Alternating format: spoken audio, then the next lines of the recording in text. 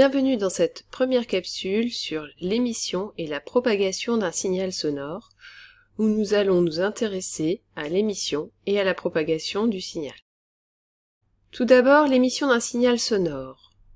Un signal sonore est produit par la vibration d'un émetteur, ici les cordes de la guitare, et la présence d'une caisse de résonance amplifie ce signal. Un signal sonore a besoin d'un milieu matériel pour se propager. Cela veut dire qu'il ne se propage pas dans le vide.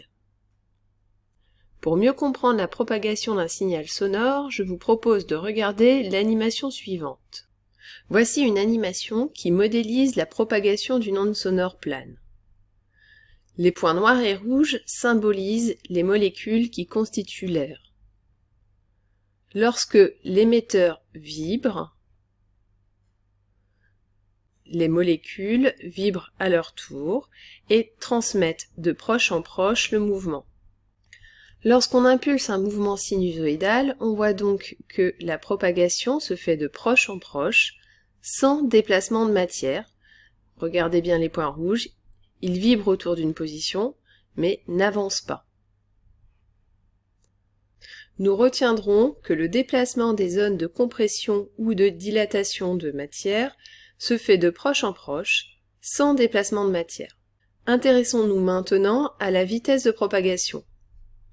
La vitesse de propagation dépend du milieu de propagation. Regardez dans le tableau, la vitesse de déplacement du son dans l'air est de 340 mètres par seconde, tandis que la vitesse de propagation du son dans l'acier est de 5300 mètres par seconde. On constate qu'elle est plus grande dans les solides et les liquides que dans les gaz.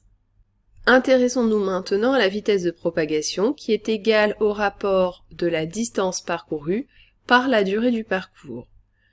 La vitesse s'exprime en mètres par seconde, la distance parcourue par le signal en mètres, et ΔT est la durée du parcours en secondes. Je vous dis à bientôt pour une prochaine capsule.